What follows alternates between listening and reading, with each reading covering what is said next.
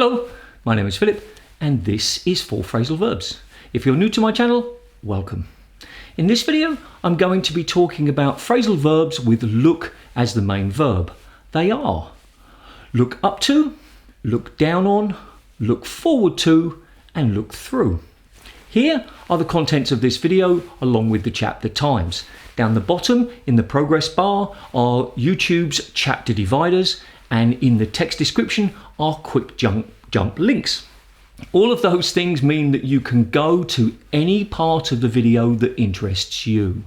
So before we start, I've got 2 reminders. Number 1, I highly recommend doing the quiz multiple times. After you've watched this video in full, do the quiz 1 week later, 1 month later, and then 3 months later. The second reminder is that this video has a poster attached to it. The link for it is in the text description. It's a very high resolution PDF file, which means that you can print it to up to A1 size, or you can save it to your device and use it for reference. If you do print it, you'll notice there's a space under each of the definitions. That's for you to write some notes, a translation into your language, or practice some sentences using it. So those were the reminders. Let's get started. Look up to. Look up to is inseparable and transitive, and it's the idea of admiring somebody. Perhaps it comes from the feeling that those people are elevated in some way and you are looking up to them. Some examples would be, I look up to successful sports people because of their hard work, or teenagers often look up to popular musicians. Look down on.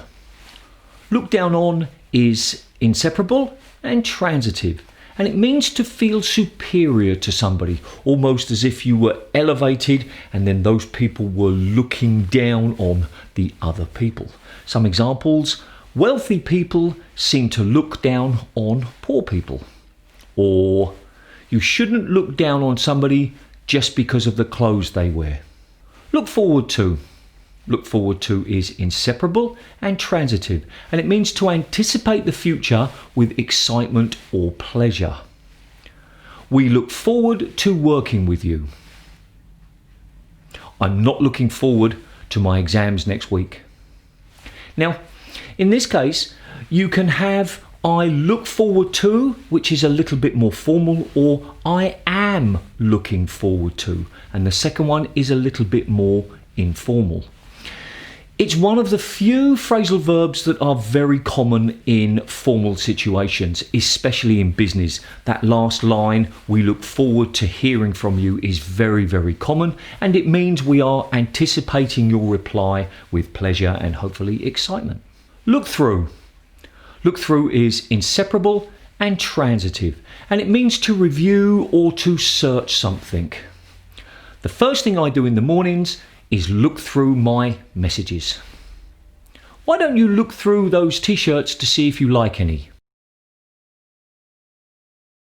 Okay, it's time for the real world examples. I'll be looking through on my tablet and I'll make all of the examples real at full screen. So let's get started. This one's from Oscar Joyo, contributed for Mural Movement's Mural Fest, where I got to paint alongside 32 artists in Chicago. I feel honoured to be next to artists I admired, look up to. So he's given the definition there, and then at the bottom is some of his murals, which are very cool, in fact. So there, he's saying that he's working with people that he has admired. This is from Coach Goodwin. Be someone the younger you would look up to. So that's a great quote. I really like that quote. He's saying, be the kind of person that when you were younger, you would look up to your older self. This is from HK, and he says, I grew up on a council estate and can safely say it made me who I am today. And that means that the experience of living in this council estate made him the person. And then he says, Alhamdulillah, wouldn't have changed it for anything. People who look down on others are the worst kind. So many people look down on people who live on council estates because they feel that that living arrangement is inferior to them. This one's from Stark. The thing about saving is if you don't have surplus, you can't save. If your monthly bills only leave you with change for ad hoc expenses, ad hoc means the ones that come up, the unusual ones, there is nothing you can do. So before you look down on someone for not saving, think about it. So before you feel superior to somebody who can't save, understand that their situation is very different from yours. This one's from Wani. I look up to no man, but more importantly, I look down on no man. Now, let's talk about gender very quickly. When this person says man, he means human. He's not specifically talking about men. And then he says that there's nobody that he admires, but also he doesn't feel superior to anybody else. So 2 phrasal verbs there. This next one is from Imran Khan, the president or prime minister, I'm not sure, of Pakistan. And he sent in his felicitations and congratulations to the new president. And we just jump to the bottom and it says, I look forward to working closely with President Ramon in further cementing our brotherly ties. So he's saying he's looking forward with anticipation to working with this new president. This one's from Raquel Herbst, and it's talking about DuckTales, which is a cartoon. Here's what we have to look forward to next. And then there's a picture or a drawing of the new edition of DuckTales. I'm sorry, I don't follow DuckTales. This one's from Manifest Your Dream Life Now. Attracting the perfect thing is the same as placing an order with the catalogue of the universe. You look through the catalogue, choose the perfect thing, place your order, and then it's delivered to you. Okay, so it's a little bit strange, but it's the use of this, you look through the catalogue, you view the catalogue. This is from WhatsApp Inc. We've made it easier for you to search through all your media, photos, GIFs, links, videos, documents, audio on WhatsApp. You can now search for a specific contact, then choose the type of media and add keywords to more powerfully look through past chats and messages. So this is kind of the idea of viewing or filtering even. Okay, so that was the real world examples. Now it's time for the quiz.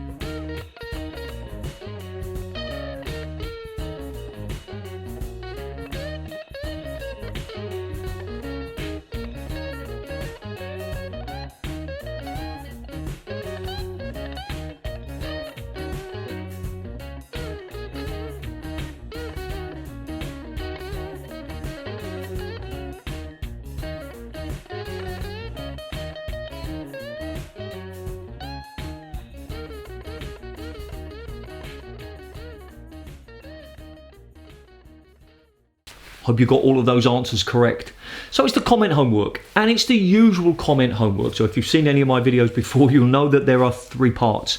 The first part is to write a long sentence or short paragraph using each of the phrasal verbs. Try to use something from your real life because you're more likely to remember and then use that phrasal verb in the future. Second part of the comment homework is for you to translate the idea or the exact phrase into your native language. Remember, I won't be checking these parts of the homework, but hopefully another native speaker of your language will be able to help you. And then the third part is to notice these phrasal verbs in real situations. You don't have to go looking for them specifically, but if you do that, that's okay. But hopefully you're using your English quite a lot, and you will be watching movies or TV shows or reading magazines or web pages, and you might see them. Constantly look for these phrasal verbs.